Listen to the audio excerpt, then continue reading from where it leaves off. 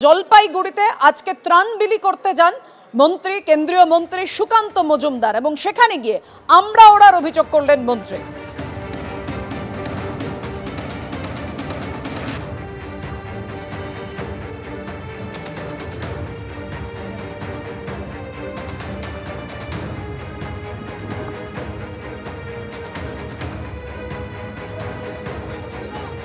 সোমবার নাগরাকাটায় ত্রাণ দিতে গিয়ে রক্তাক্ত হন খগেন মুর্মু। আজ দেখতে যান সুকান্ত মজুমদার। জলপাইগুড়ির নন্দনঘাটে ত্রাণ বিলি করেন সুকান্ত মজুমদার। ত্রাণ বিলিতে আমরা ওড়ার অভিযোগ করলেন কেন্দ্রীয় মন্ত্রী।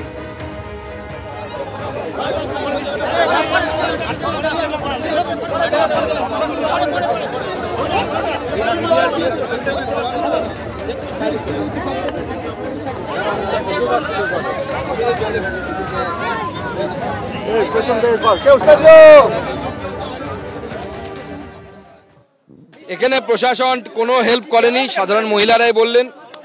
এর মধ্যে একটা বিস্তীর্ণ অংশে এইখানে এই বুথে বোয়ালমারি নন্দনপুরে প্রচুর মানুষ আছেন যারা আপনার দক্ষিণ 24 পরগনার সুন্দরবন এলাকা থেকে এখানে পালিয়ে আসা, ঠিক আছে, তারা নদীর চরে থাকেন। তাদের মধ্যে একজন মহিলা নিজেই বলেন যে তিনি নিজেই ভেসে গেছিলেন, কোনো রকমের প্রাণে বেঁচেছেন। প্রশাসন এখানে রাজনীতি করছে। আমাদের পঞ্চায়েত যেহেতু এটা বিজেপির পঞ্চায়েত, যেহেতু বিজেপির প্রধানকে বিডিও কোনো রিলিফ সামগ্রী দেয়নি, তৃণমূলের লোকেদেরকে ডেকে ডেকে রিলিফ সামগ্রী দেয়া হচ্ছে। সব মানুষকে প্রধানের মাধ্যমে আপনি সাহায্য করার চেষ্টা করুন। প্রধান বিজেপির বলে আপনি তাকে রিলিফ সামগ্রী দেবেন না, এটা হতে পারে না। আমি জানেন আপনারা যে রিলিফের দেওয়ার কাজ করলাম, আমাদের কর্মীরা এই কাজকে জারি রাখবে। এরপর আমি দ্বিতীয় স্পটে যাব, সেখানেও আমরা রিলিফ ওয়ার্ক রেখেছি, মানুষকে সাহায্য করার চেষ্টা করছি। বিজেপি একটি রাজনৈতিক দল হিসেবে আমাদের যতটা সাহায্য সম্ভব, আমাদের দ্বারা, আমাদের যতটা ক্ষমতা আছে, আমরা মানুষের পাশে আছি। যেহেতু বিজেপির পঞ্চায়েত, তাই প্রশাসন ত্রাণ বিলিতেও রাজনীতি করছে, আমরা ওড়ার অভিযোগ করলেন সুকান্ত মজুমদার। গ্রামবাসীরা ঠিক কি বলছেন দেখুন। জলপাইগুড়ির নন্দনপুর গ্রাম ভয়ঙ্কর বৃষ্টিতে ভেসে গেছে অনেকের বাড়ি।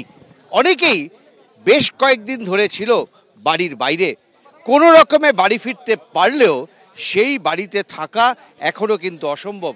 বাড়ির অবস্থা খুব খারাপ, খুব খারাপ, খুব খারাপ। আমাদের তো অবস্থা প্রচন্ড খারাপ হবে।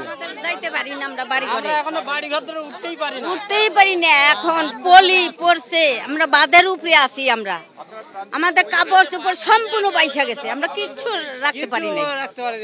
আমাদের এরকম অবস্থা হয়ে গেছে, গরু বাছুর সব। না না, এবারই প্রথম এত জল হয় না এইরকম ভাবে কোনোদিন হয়নি। এখানে মানে অন্য অন্য বন্যার চেয়ে 2 হাত জল বেশি হয়েছে। তার মানে ঘর দৌড়ে একেবারে ছাপাই গেছে জলে। গরু বাছুর নিয়ে আমরা রাস্তার পরে তাবু টাবু দিয়ে এইটাই তিস্তা। খুবই খারাপ অবস্থা, হ্যাঁ, খুবই খারাপ অবস্থা। এখনো পর্যন্ত আপনারা কোথায় আছেন? বাঁধের উপরে, তিরপালটা নেই সবাই, সব তিস্তার জলে ভেসে গেছে ঘরবাড়ি। এখানকার বয়স্ক মানুষদের দাবি যে এরকম জল তারা এর আগে কখনো দেখেননি। সরকারের সাহায্য পাচ্ছেন? ওই অঞ্চলের থেকে তাবু দিছে, চিড়ে মুড়ি গুড় খিচুড়ি রান্না করে দেয়। মনে হয় আমাদের যথেষ্ট সহযোগিতা দিছে, এটা আমাদের পঞ্চায়েত। সরকার থেকে কিছু পায় নাই, কিন্তু প্রধান পঞ্চায়েত সাহায্য করছে, চিড়া মুড়ি দিচ্ছে, খিচুড়ি রান্না করে খাওয়াইছে। মানে মানুষকে পাচ্ছেন, সরকারকে পাশে পাচ্ছেন না? পঞ্চায়েতে আমাদের যথেষ্ট সহযোগিতা করে, চিড়ি মুড়ি দিয়ে খুব সাহায্য করি। ত্রিপলটা দিয়ে আমাদের নৌকো নিয়ে গিয়ে এনাদেরকে 4টা পরিবারকে উদ্ধার করেছি এতখানি জলের মধ্যে। বাচ্চা ছিল, জিনিসপত্র ছিল, সবাইকে আমরা নৌকো করে উদ্ধার করেছি। আমাদের মুখ্যমন্ত্রী উত্তরবঙ্গে আসা সত্ত্বেও এখানে একবারও এই সম্বন্ধে একটা কথা বলেনি এবং এখানে দেখার মনে করেনি। গ্রামবাসীরা অপেক্ষায় আছেন সরকারি সাহায্যের। সরকারি সাহায্য না পেলে তাদের পক্ষে যে বাড়ি ফেরা কার্যত অসম্ভব, তাতে কোনো সন্দেহ নেই।